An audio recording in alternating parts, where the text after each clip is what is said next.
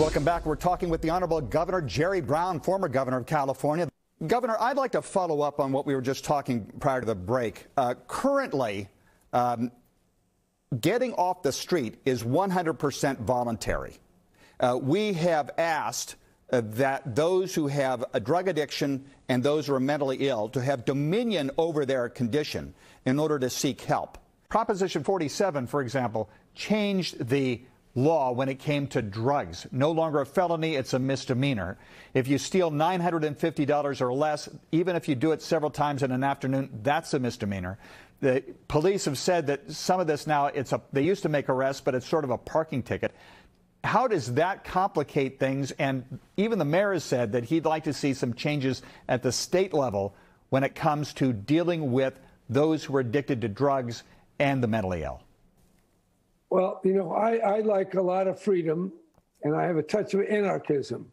But at the same time, I see an absolute need for minimum authority. And we do still have misdemeanors, which can put you in jail for a year. We still have the coercive power of the state. And the state has to protect people. The public space, the beaches, the parks, belong to all the people. They're not campsites. So for people who have come on hard times, I say there are three categories: the mentally completely disturbed, the dope addicted, and the dope sellers, and then those who have come on hard times. Those are three separate categories. They need to be treated separately, but you got to maintain a certain order. Otherwise, you don't have a civilization.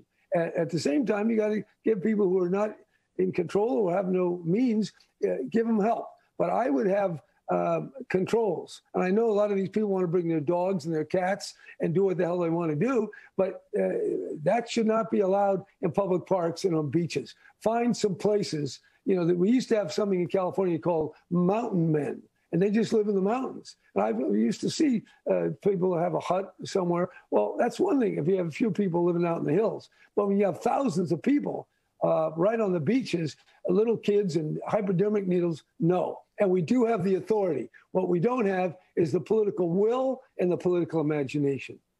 Your father, besides being governor as well, was also attorney general and was the district attorney in San Francisco. What would your father say, do you think, if he found out that a drugstore chain pulled out 17 stores out of San Francisco because the shoplifting was so great they were losing money? It's unthinkable. Look, when I was governor, I started a retail task force on shoplifting and retail theft. There's a way to get at this stuff. You can find the people who fence it. They have big warehouses in San Francisco that we discovered that are distributing and selling all the stolen material. You got to crack down on it. And don't let anyone tell you that it's not against the law anymore. You can't go into a store and steal. Yes, it's not a felony if it's under $900, but if it's a misdemeanor, you can be put in jail for a year. And if you do it twice, that's 2 years. There just isn't the political will. And I can tell you in some jails, there's plenty of room. I don't know about LA. San Francisco, Alameda, they got a lot of room.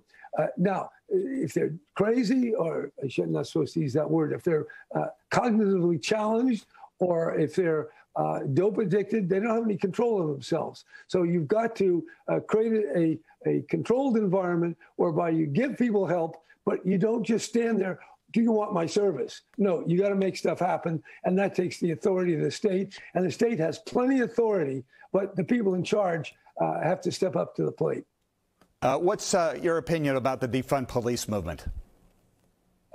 It's a slogan. It's not real. Nobody who's lived in a city with any degree of crime wants to defund the police.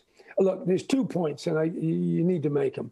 And I've met a lot of these cops. Some of them are real authoritarian characters that are not known for their empathy, okay? That's true. And some of them are terrible, and the guy who killed George Floyd, that's horrible. All right, having said all that, most cops are like everybody else. They're decent people, okay? Very decent, and they're dedicated, and they have a sense of service.